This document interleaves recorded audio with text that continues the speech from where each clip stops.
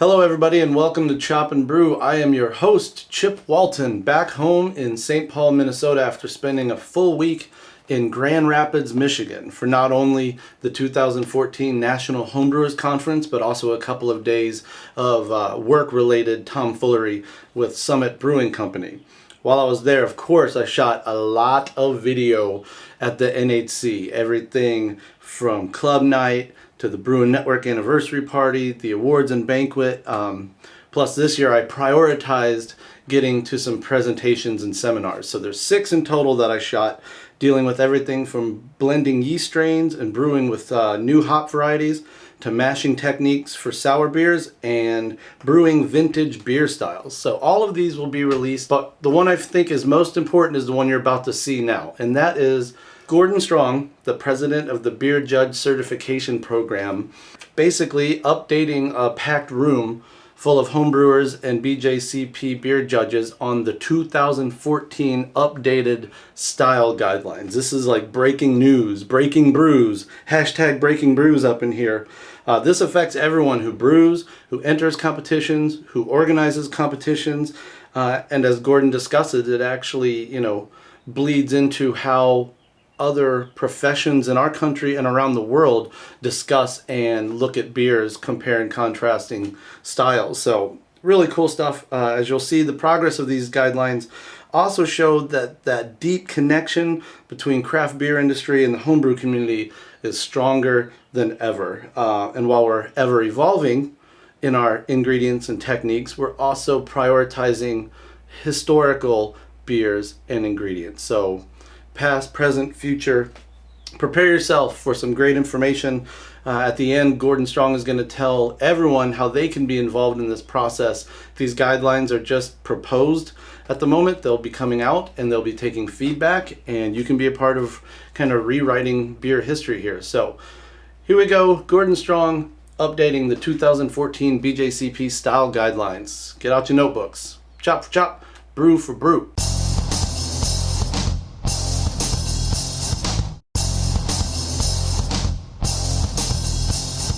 Good afternoon, everybody. I'm personally happy that it's not a 9 a.m. session like the one they gave me in Seattle, so thank you for coming out after lunch. So obviously I'm going to talk about the new style guidelines, which we're getting ready to release in the next couple of weeks. First, if you're a BJCP member, the color theme that you're seeing there is also along the lines of what we're going to do with the new website. So, we're working on a website redesign now, and that's kind of a little sneak peek at what some of it will look like. So, why change the style guidelines? I don't know if anybody's asking that question, so it's certainly rhetorical, but seriously, we updated it in 2008, and we wanted to have a 2012 release, but we were updating the BJCP exam at the same time, and we thought it would be kind of unfair to switch the exam questions or switch the style guidelines that they were writing exam questions for in the same round. But 2008, if you remember, was actually kind of a minor update. 2004 was the last time we did a heavy lift update. Were any of you at the conference in 2004 in Vegas? Anybody? 1, 2, 3. Yeah, small number. I mean, we did a session like this there, where we talked about the new styles and got feedback. So when we're all done with this and we publish the guidelines, they're going to be draft and people will have a chance to comment on them because anytime you change something in a big way, you're bound to miss something here and there. But one of the big reasons why we're changing is the way they're used. We have a lot more international membership in the BJCP now. And when I've talked to some of those people, a couple things they're interested in. One is that their local beers in other countries aren't necessarily reflected as they see them there. It more is indicative of how we see them in the US import market. And also, many countries that are developing their own craft beer movement, it's kind of like it was here in the 90s. They're very interested in learning about new styles, and I was very surprised to find that they were often using the BJCP style guidelines as a basically as a list of things that they want to go brew. So we're interested in expanding it and also taking care of the new styles that have emerged in our own domestic craft beer market. But it's not just the new beers. There also, it seems to be a reinterest in some of the historical beers.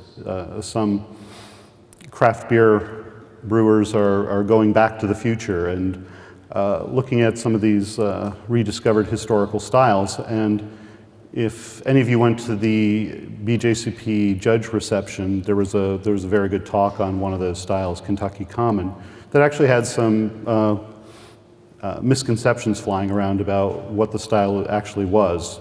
So we're going to have a number of those in the guidelines as well. Obviously, we cite in classic examples that change, but also the ingredients change. And nothing has really changed more in the last few years than the hop varieties that are available.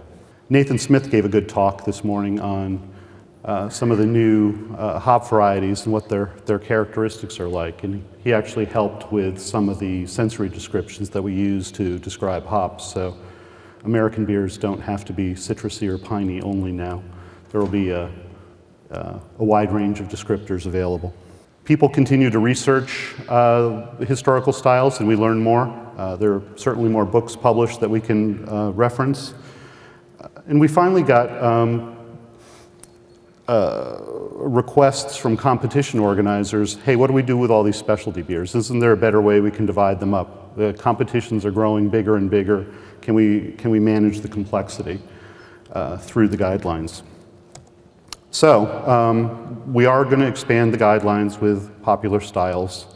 We're going to try to better reflect the world beer styles, help the competition organizers and entrants manage their entries better. We observe how the guidelines are used every time we go to a competition, and sometimes when we see people using them in ways that we didn't intend, we look for things that we can change in future guidelines. So we're going to have a little bit more prescriptive guidance about how judges can use the guidelines properly, use them to help you understand what a beer should be, not look for reasons to disqualify a beer or not judge a beer. Some of the descriptors we've used in the past include some shorthand that makes sense if you know what they are, like saying a Munich-Hell smells like Pils malt is kind of a very accurate descriptor because that's exactly what it smells like. But that doesn't really help you a whole lot if you don't know what Pils malt smells like. So we're trying to go back to basic sensory descriptors so that newer judges can understand what they're like rather than just kind of guessing what Pils malt or noble hops are supposed to be. In the past, we had also combined several styles into single styles in the guidelines, and sometimes that led to confusion. So we're looking to sort of split apart the styles that are confusing. So we're going to create some more styles that way. And finally, since so many different things depend on the guidelines, we have multiple formats, they're on mobile devices, translated into foreign languages, and this is just stuff that the BJCP produces.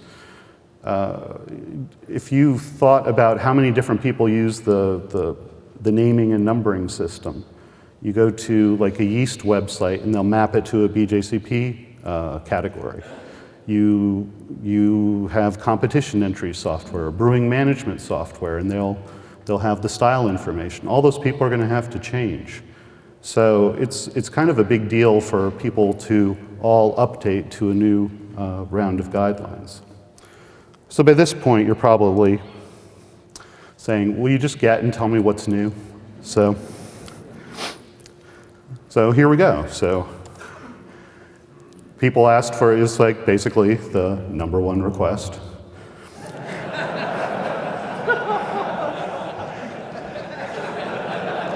So you think that should do it?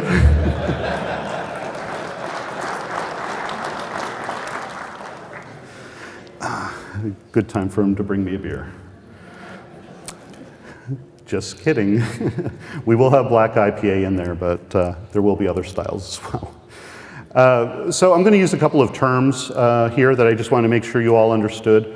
When I say style, in the BJCP in the BJCP guidelines, a style means the same thing as a subcategory, something with a number and a letter. That's what is really critical for judging, and that's the kind of write-up that we're looking to have a well-defined definition. Category is, on the other hand, a simple grouping of styles. And a lot of people seem to think categories in the style guidelines imply more than we meant. They're really arbitrary, and you kind of need to remember that. There may not be any kind of historical or geographic association between the various styles that happen to be in the guidelines category, but not everybody gets that, and sometimes people try to imply that somehow those styles are related to each other more than they really are. Finally, competition categories is what we would call, or maybe award categories. When you enter a competition and they say somebody's getting a medal in this category, that doesn't have to be the same thing as the style guidelines. You can collect the various styles and put them into your own award categories for purposes of competition. They don't do that here in the NHC, but maybe they should. Sometimes we get complaints that, gee, there's 7,000 IPAs entered and 4 sour beers or something. You can move those around and group them into things that make more sense. So some people seem to think you always have to judge things by the categories in the guidelines. Think about that. We register more than 500 competitions a year. They're not going to have the same kind of distribution of entries, so we shouldn't really be concerned about how many of them are brewed. Just kind of keep that in mind if you do run a competition. The individual style description, I said the individual style is the basic unit of definition.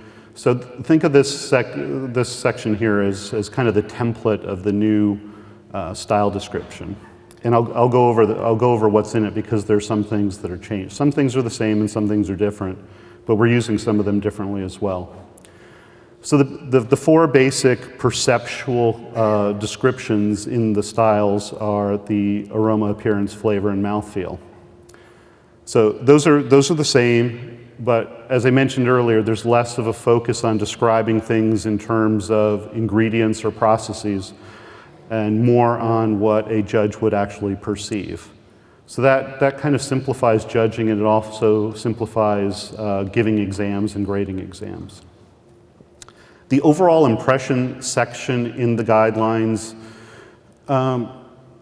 that's different than the overall impression section on a score sheet. Really, if you're a judge and you're judging a beer, you use the overall impression section to make some general comments, and then you might start talking to a brewer about how they might fix up their beer.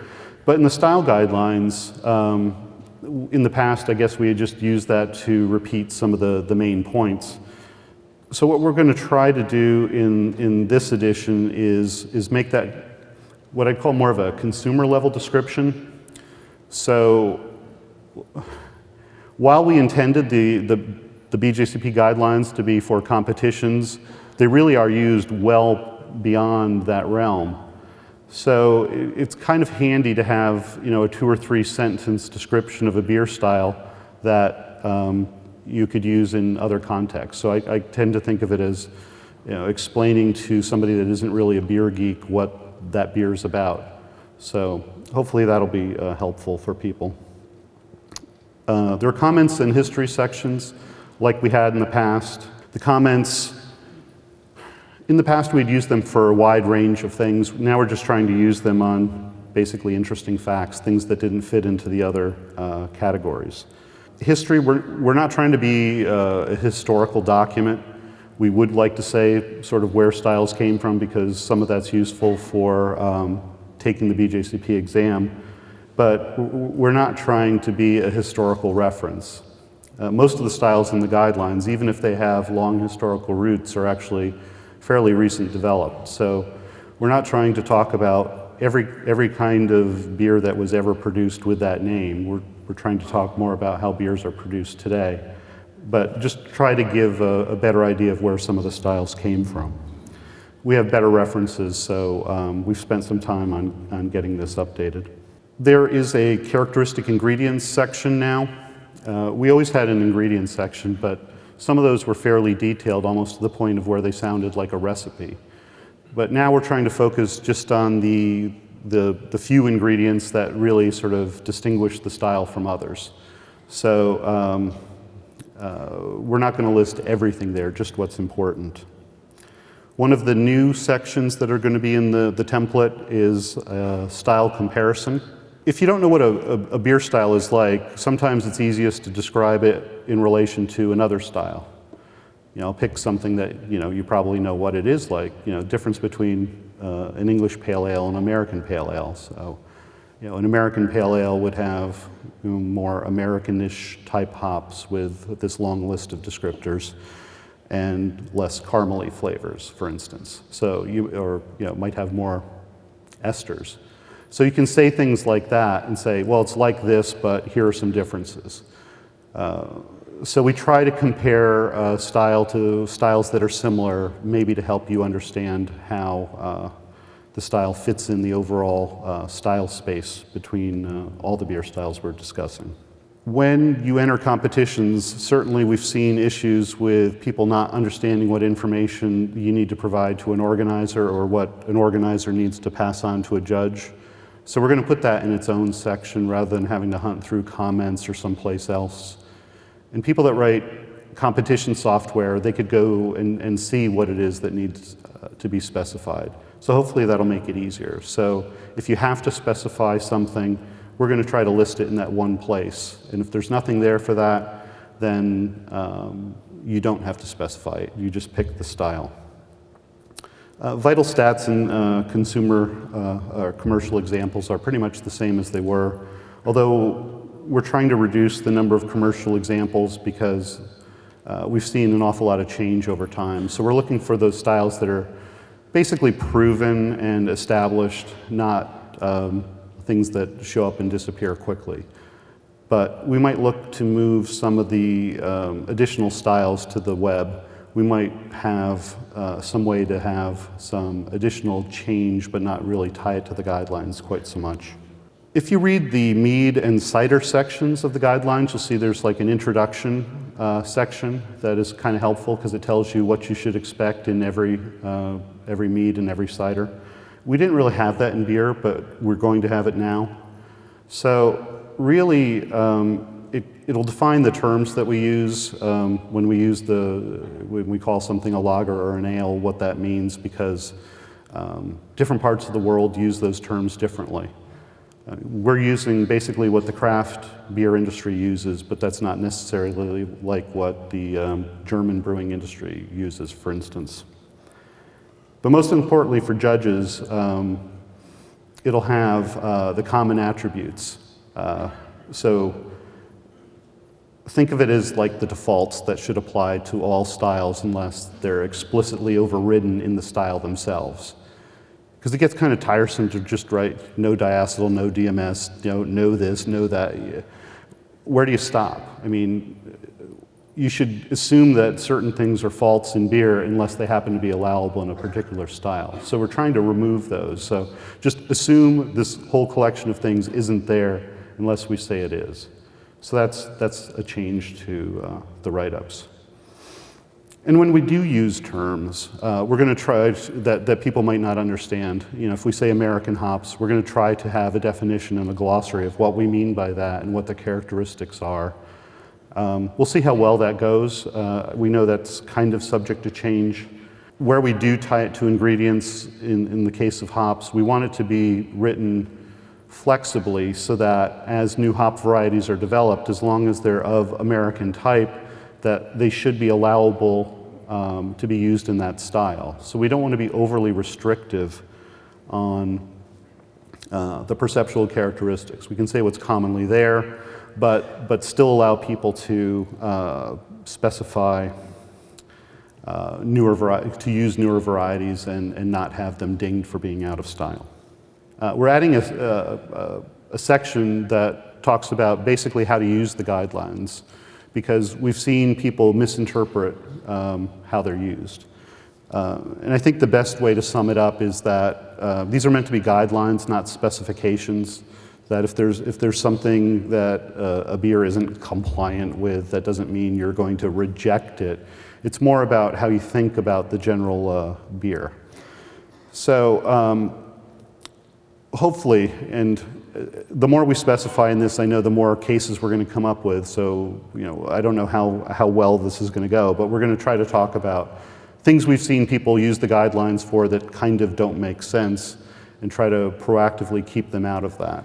So if you're a judge and you find yourself getting into a lot of arguments with other judges, hopefully that will give you something you can sort of point back to and say, please stop being so pedantic about this. You should be able to reward a good beer. So this is the non-joking part of it. It's some of the collection of new styles that are here. So I'll go over the sort of historical beers first. So there's going to be a historical category. There's a collection of beers that we'll name, and each of these beers that we're naming will have their own write-up. They won't be their own style or subcategory. They'll just be examples of things that you can cite. So that should make it easier to add more in the future without having to change the numbers. So, and actually, I judged specialty beers in the NHC competition this year, and looking at the list here, and actually two of those, Gose and Sati, actually showed up on my table, and I was able to sort of pull out the draft guidelines, and when somebody said, what exactly is that? So that kind of helped. So Gose is a historical German beer style, and Grudziski is sometimes called Grätzer, but it's a Polish style that's smoked. So the Gose is what people think of as the coriander and salt sour beer, and Lichtensteiner is both smoky and sour. The Sati is the Finnish beer that uses juniper. A Kentucky Common is like a dark cream ale that was popular around the turn of the century. And pre-Prohibition porter is what you might think of as what survives today as like a Yuengling porter. Sometimes they're called East Coast or Pennsylvania porters. There are existing styles in the guidelines that we're going to move to the historical sections because people either don't make them or make them so rarely that you never actually see them. What we call classic American Pilsner today is being renamed a pre-Prohibition lager and moved there because there are no surviving examples. There's a few recreations, but they're similar to the recreations we see with the other styles that we're citing in the historical category. Rogan beer was a style that we added in 2004 because we saw that a lot in competitions, but the commercial examples that are being made have all sort of disappeared. So we're moving it there. People can still make it, but it's not going to be a mainline style. And Southern English Brown Ale, renamed as London Brown Ale, and moved there because it's nearly impossible to find. We're going to add a category for American Wild Ale, and if you heard Michael Tonsbier give a talk on these type of beers or picked up his book here, he did work with me on this, so I was very thankful to have his input. I was scared to death that the guidelines would come out before his book was finished, and then we'd have an immediate contradiction in some way. So I'm grateful that he was able to work with me on that. Brett beer it doesn't have to be all Brett. It can be a beer that is just finished with Brett. It's not necessarily a sour beer. It usually isn't. It's interesting that it's often a sort of a fruity beer when it's young and maybe a little funky when it gets older. It tends to be a drier version. All of these are style. That category is something where you would declare some kind of base style or talk about what kind of beer it is, because it's kind of like a specialty beer category. You got to give the judge something to go on other than saying it's some kind of wild beer. And we use the term wild, knowingly that that doesn't really imply spontaneously fermented. They're usually inoculated, but that's kind of what the industry is calling them now. Czech lagers.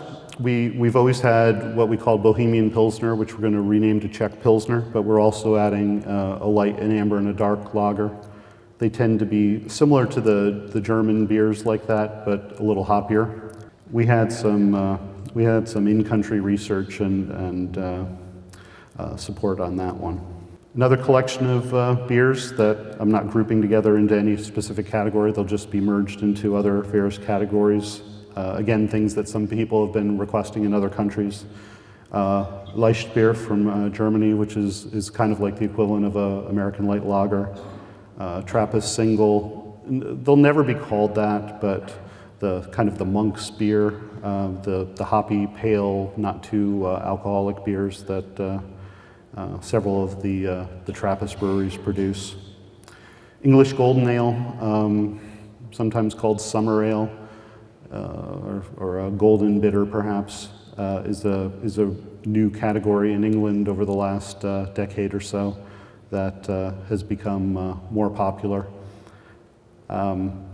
Australian Sparkling Ale, I don't know if there are any Aussies here, but those guys have been hammering me on that one for a long time, and I had some of those guys help with that write-up. What we're calling American Strong Ale, that's kind of a little bit of a catch-all category to cover the beers that aren't big enough to be a barley wine, but are bigger than like a pale ale and the like, but don't have the balance of an IPA, that they have a fair amount of malt in addition to a fair amount of hops. So for the beers like Arrogant Bastard and the Ilk, if you think about those kind of beers, they never really had a good place. We tried to fit them into some existing styles, and it never really went well.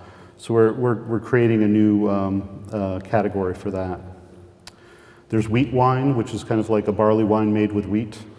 We are changing sort of the premium American lager by peeling off the top part of it to make the international pale lager, which is, you know, basically the common beer that you'd find in just about every country. It's the, you know, what we would think is the green bottle imports, but it's the kind of beer that you get as the mass market beer in most countries.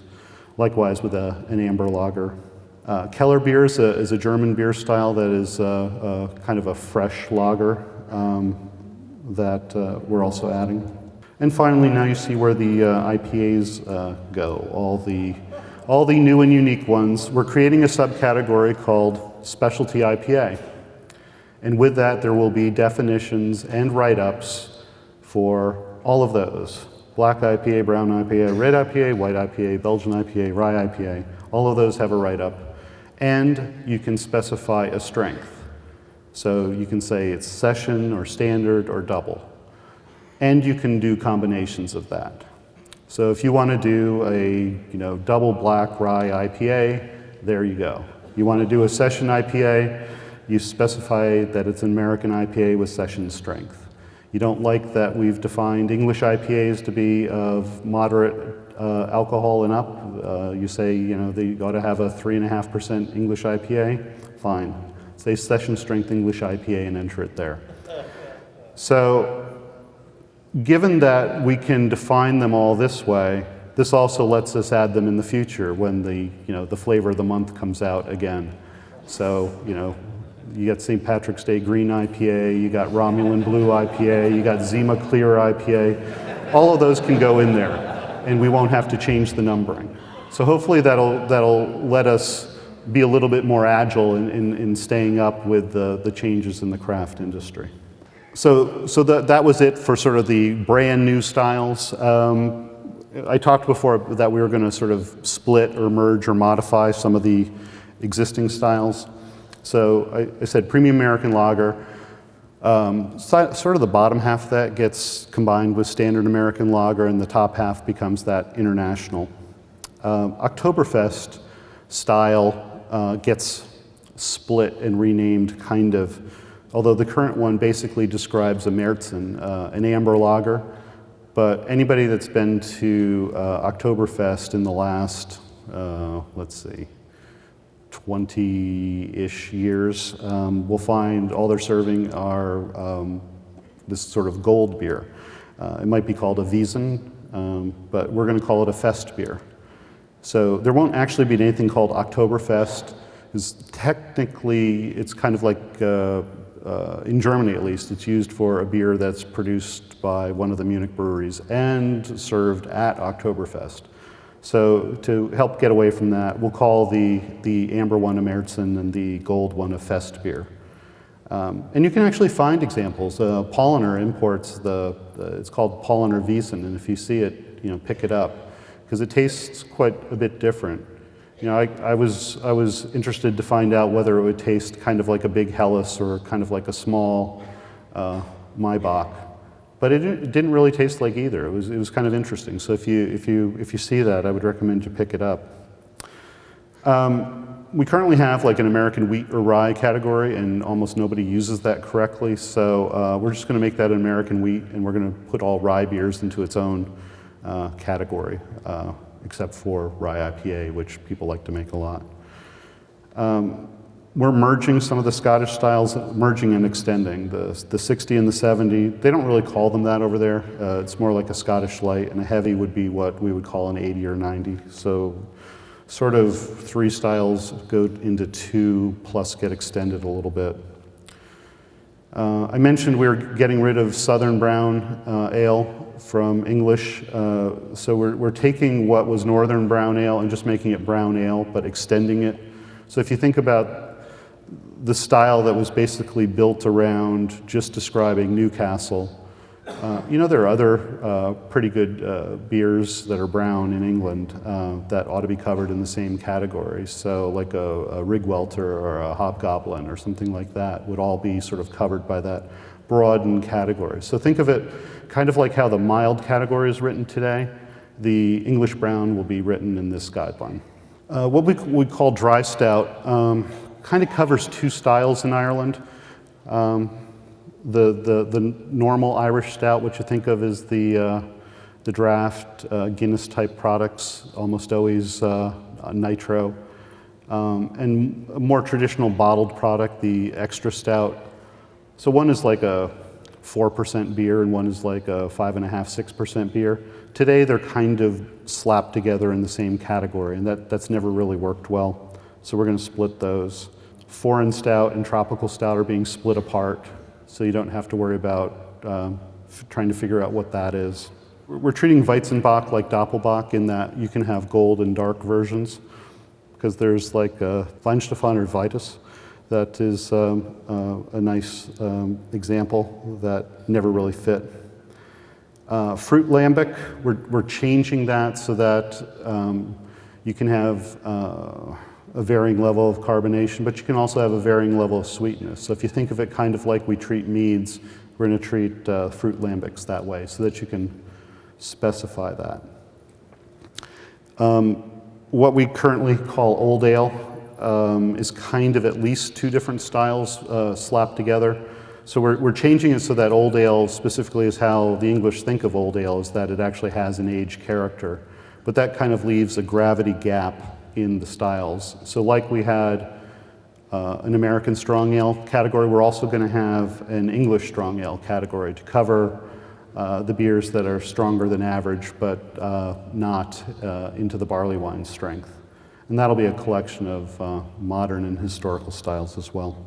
I'm not going to go read these to you, but we're also renaming styles. In the current guidelines, some styles have 2 or 3 different names, and we kind of intended that you would pick one and use it, but when people read the name of the style, they tend to read them all like that's the name of the style, when it was really just pick one and it would fit. So we tried to pick the best name, the name that was used locally, or the name that was most recognized for it. And if other names are used, we put that in the comments section.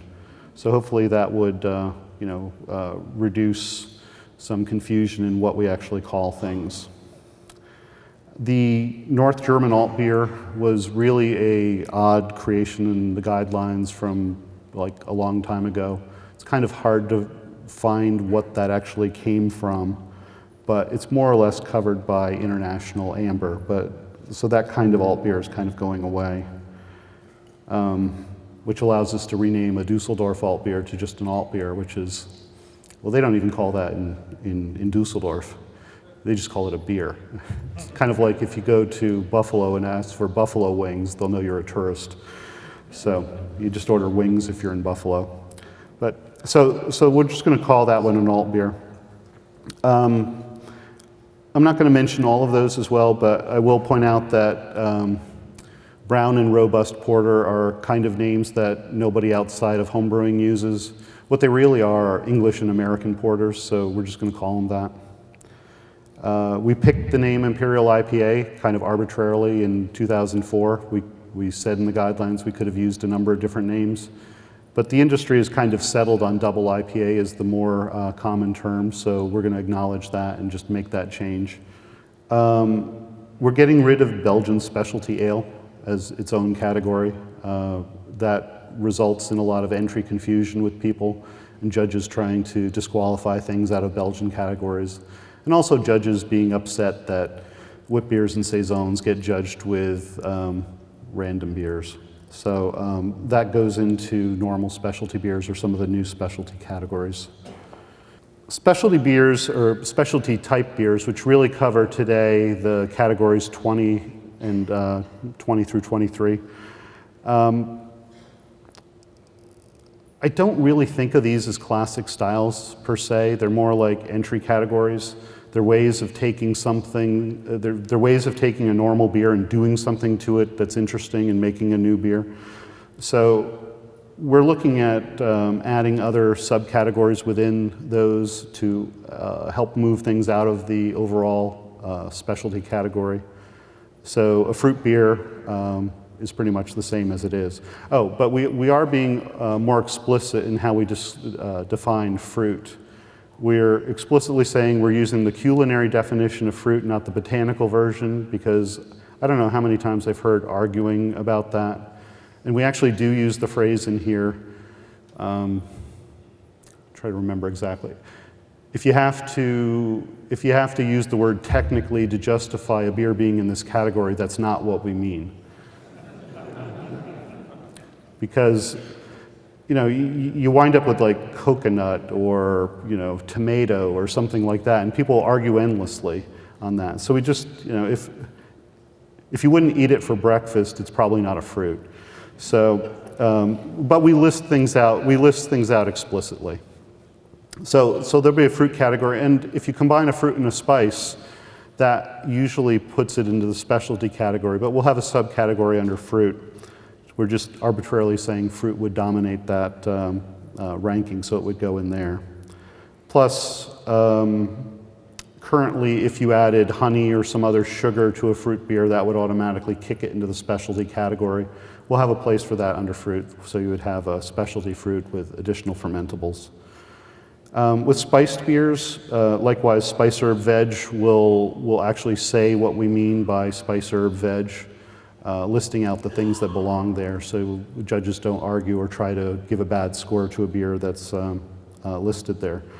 A new style under there is, if you look, Christmas beer is renamed a winter seasonal, but we'd have an autumn seasonal beer as well, similar to the winter seasonal, where you could have fall or Thanksgiving type spices. And also, since it's in that category, you could include the various vegetables. So it would cover pumpkin beers and things like that. I mentioned we would have a place for other fermentables, like where if you added rye to a beer, like how not to make that a specialty beer. So there'd be an entry category for rye or other, if people got on a kick for other types of grains, they could put it under the alternative grain beer. Likewise, if they used honey or other fermentables, it would go there. Smoke and wood would be broken apart as categories. About the only thing different there is I think I would point out that there would be kind of specialty type beers. So if you had a beer that was smoked or wood aged that used something else in it, where smoke or wood was the dominant character, that you could also have other beers there. We want the sort of wood beer category to be sort of unadulterated wood. And the specialty wood would be if it was in a barrel that had held something else, so that you're picking up some booze character or wine character, or something beyond what came from the wood. So that leaves the specialty beer category.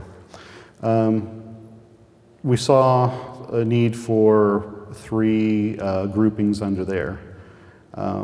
If you're making a clone beer, and this is one of the ways that we're dealing with the Belgian specialty category, like where would you put Orval? Well, you can put it in as a clone beer and just say, I'm trying to clone this beer, and here are the general parameters of it. Mixed style beer is what one of the things specialty beer is used for nowadays, where you take some of different styles. And then there's the truly experimental beer, which is what we expect, what we kind of expected specialty beer to be used for all along. So hopefully that takes things that are more routine and gets them out of the specialty category. But remember, I said in your competitions, you might not get enough entries in these different categories. You might have to combine them, and that's totally fine. But in a huge competition, this will at least help them break them apart if they do want to judge them separately. We also updated meads and ciders, going from 3 mead categories to 4.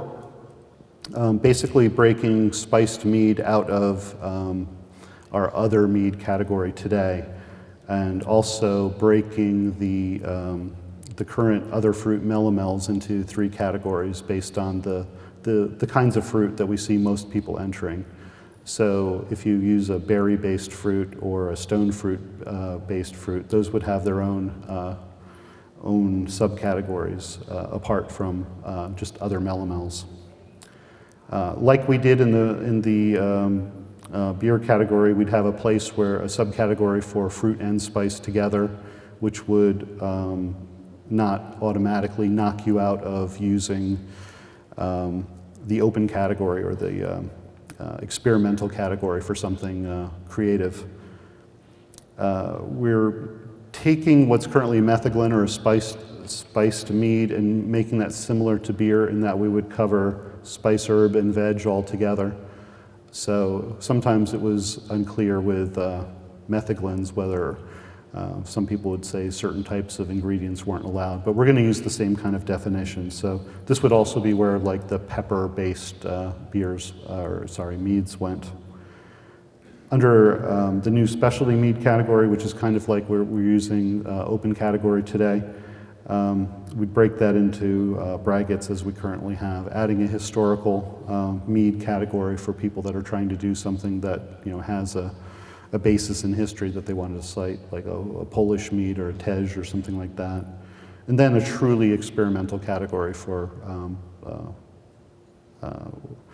the kinds of things that people would come up with where they showed their creativity.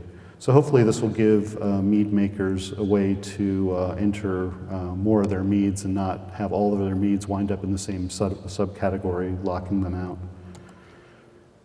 out. Cider is almost the same as it was, still 2 categories. What had been called common is now called New World, which is what the cider industry is moving towards calling it. We are adding 2 subcategories under the specialty ciders and perries. We're adding an ice cider, which winds up kind of being like a dessert wine of the cider world, and also allowing cider with herbs and spices, which would cover the emerging trend of hopping ciders, which are delicious if you've ever had them. So the how all of those are grouped into categories is still something that is in progress. We expect to be done in the next couple of days, actually. We're looking to group the beers more by similarity for judging purposes, not necessarily by style family. We look at the guidelines as being more important for use in competition than trying to teach a class on beer. You could teach about beer styles without having to do them in the exact order that we're doing them in the style guidelines. We're actually looking at using tagging like you would see in a blog post perhaps, so that if people wanted to sort the guidelines differently, that we would include tags like that. So if you want to know beers from a certain country or a certain strength or something like that. That's kind of a work in progress that might not be out in this first release, but it should be out by the final release. For an example of a new category, we might have something called Brown English Ale, where the subcategories would be dark mild, English brown ale, and English porter. So, because those would have similar characteristics to each other more than an English porter would to an American porter or a Baltic porter. It gets us out of the problem of having like a 4% dry stout with an 11% imperial stout. Those kind of things. Those are some of the most common criticisms that we got out of the current guidelines of what that means for certain beers never winning in competition. So, gee, Gordon, that's great. Now, when are we going to see them? We're making the final edits right now, so I'm expecting the draft release to be out on the BJCP website probably by the end of next week. Like we did in 2004, we're going to use the BJCP forum set up for comments, and you're all invited to review and point out any errors or suggestions. We'll collect the comments and take a look at them, and the ones that make sense we'll apply, just like we did 10 years ago. We think that public comment phase is probably going to be maybe a month or two, because we'd like to publish the version and then let everybody take off and work on the various translations and alternate formats. And I listed some of the ones that we have. I mean, the people that do the foreign language translations, that's a big deal. Because some words we use in judging don't map to other languages. They have to describe the concept. For all the mobile devices, they basically have to convert it to this XML file format that people can use. It's kind of a pain, but we've got volunteers that are willing to take a look at that. Likewise, we offer printed versions either from our website or through third-party like Cafe Press.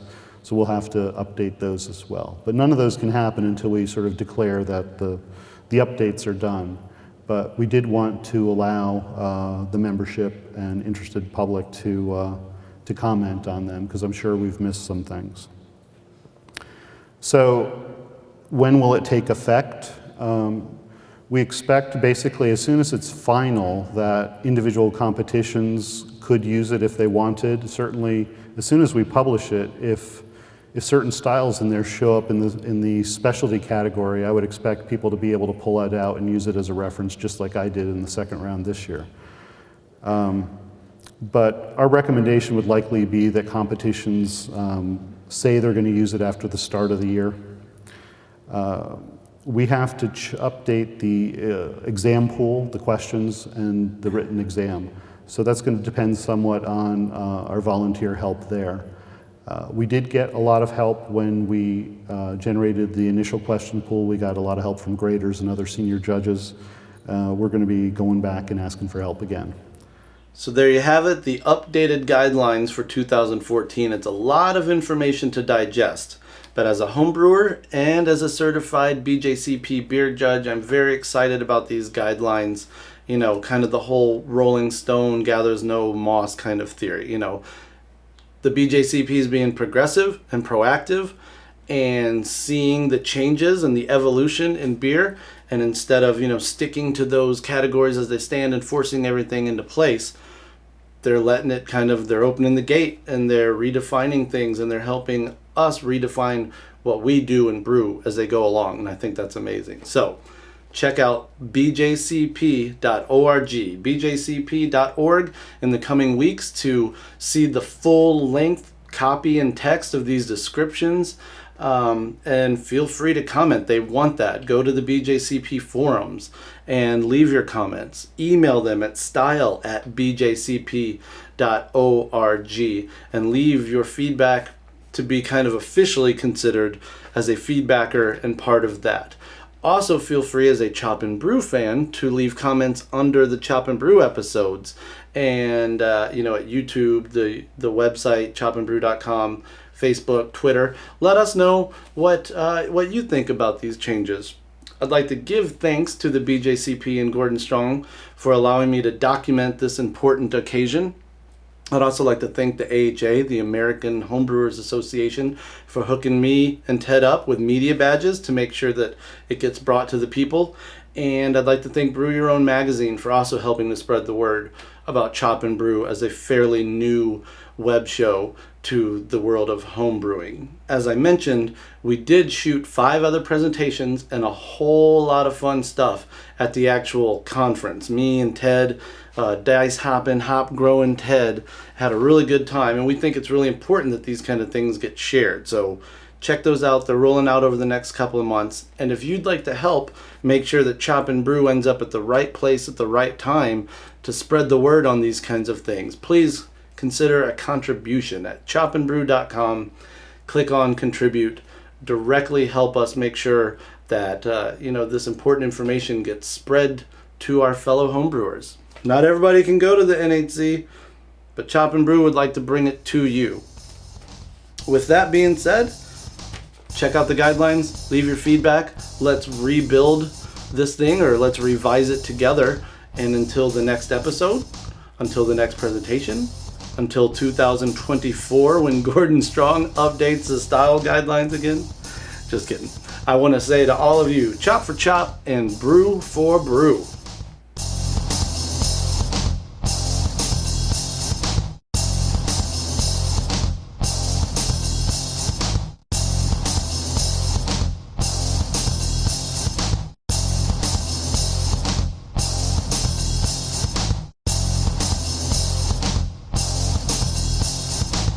Once you go D&D, you can't go back.